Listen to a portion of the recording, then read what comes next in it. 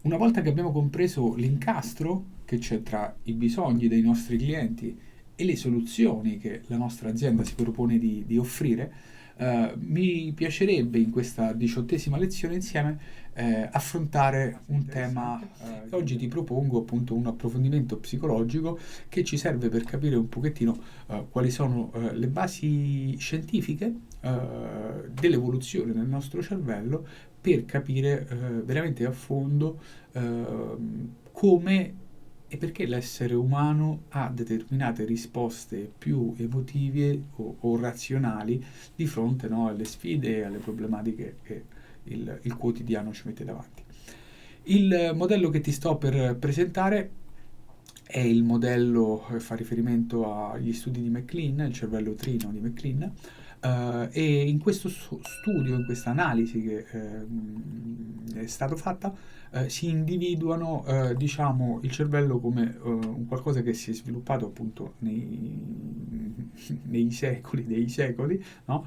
Con diciamo, lo sviluppo dell'essere umano, lo sviluppo ontologico dell'essere umano, no? Che ha visto in primis la formazione di la parte più arcaica del nostro cervello, che è il cervello rettiliano, ed è proprio diciamo, la parte del cervello che ci dà quella risposta più istintiva, e lo vedremo fra breve. A seguire, nei millenni, si è formato il sistema limbico, che è quello connesso a dove e come nascono le nostre emozioni, e poi più alla fine, diciamo, nello sviluppo ontologico dell'essere umano, e quindi con la completa formazione del cervello, si è arrivati appunto allo sviluppo della corteccia, che è appunto associata alle basi più razionali. Quindi, la parte rettiliana, come dicevamo qualche istante fa, è la parte che è responsabile delle nostre risposte più istintive. No? Quindi è una parte del cervello che è specie specifica, insomma l'essere umano, voglio dire, la caratteristica di per sé differisce chiaramente da quella delle altre specie.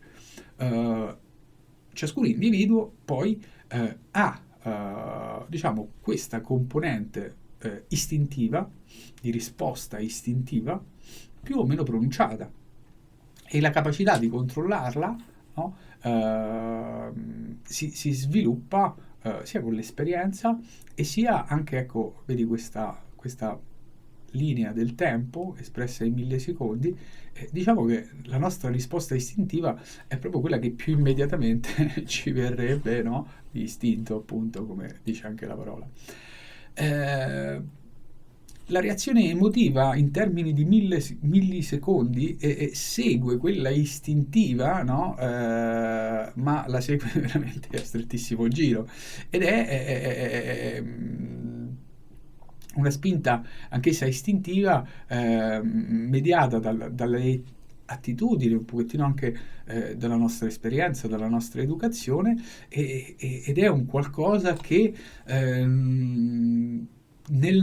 nel suo nascere non possiamo controllare, ovvero si dice spesso, e io lo trovo interessante come concetto, che le emozioni non le possiamo decidere noi, vengono e vengono da quello che siamo. Possiamo, al contrario, controllare i comportamenti, no?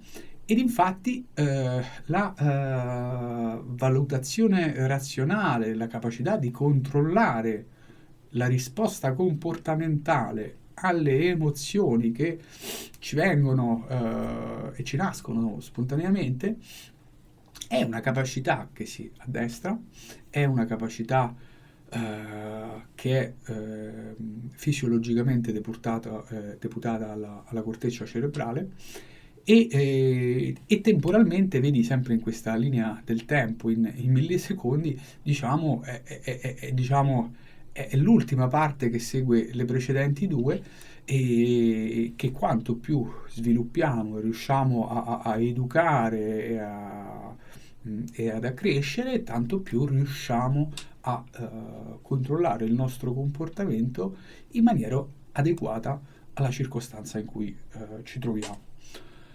Tutto questo Come lo affrontiamo, come lo utilizziamo a livello pratico? Beh, innanzitutto nella relazione con il cliente lui affronta due problematiche abbastanza importanti, no? Ed entrambe gli scatenano delle risposte emotive, no? Quindi dal sistema limbico dettato dalle emozioni, e queste risposte emotive che poi sono più o meno razionalizzate e controllate attraverso la corteccia nei comportamenti che il cliente, come anche noi, riusciamo appunto a esercitare. Quindi il primo problema che il cliente affronta è l'evoluzione della competition, no? Quindi come il suo ruolo e la sua competizione, la sua stare dentro la competizione sta cambiando nel tempo, e capisci insomma, no, che tutto questo, quando l'oggi e le sfide dell'oggi ci mettono davanti delle difficoltà, tutto questo al cliente provoca una risposta emotiva, no? E poi la sua capacità di elaborare il comportamento, strategie, idee e quant'altro è la razionalizzazione ed è il controllo di tutta quella risposta emotiva. Allo stesso modo, quando noi presentiamo il nostro prodotto o servizio al cliente, anche lì lui ha risposte emotive e razionali, no? La risposta emotiva è quella sensazione più istintiva riguardo a quello che stiamo dicendo, e poi su questa risposta istintiva applicherà una modellazione razionale in funzione di quello che ritiene essere l'utilità del nostro prodotto o servizio. L'altro problema importante che il cliente affronta non solo con noi fornitori, venditori, ma anche poi con i suoi clienti, è quella della dimensione relazionale, no? Che lui ha con l'altro, no? Ed è una dimensione diversa dal business e da come evolve il business e come evolve la competition, perché la dimensione relazionale riguarda ancora di più l'essere umano. È collegato al business perché dal modo in cui lui instaura rapporti con i propri fornitori e dal modo con cui instaura rapporti con i suoi clienti, e dipenderà la capacità di crescere, di proliferare, no, della sua azienda. Però capisci anche che la relazione umana è un qualcosa che è importante per l'essere umano stesso, proprio anche su un piano personale, oltre che professionale. Beh, tutto questo eh, viene espresso sia sul lato emozionale, emotivo, mediato, come abbiamo visto dal sistema limbico, e sia sul piano razionale, cercando di controllare i comportamenti, no, che scaturiscono da quella risposta più razionale ed emotiva.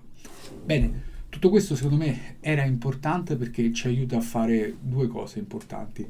La prima, capire l'emozione, come si scatena e perché, quali sono le basi fisiologiche per cui abbiamo una determinata reazione emotiva nella vita di fronte a qualsiasi cosa, e come facciamo a controllare questa reazione, cioè come l'essere umano, il cervello, riesce a controllare questa reazione emotiva razionalizzando. Era fondamentale perché ci aiuta a impostare la nostra relazione col cliente sulla base di una comprensione più profonda di quello che succede dentro le nostre rispettive teste.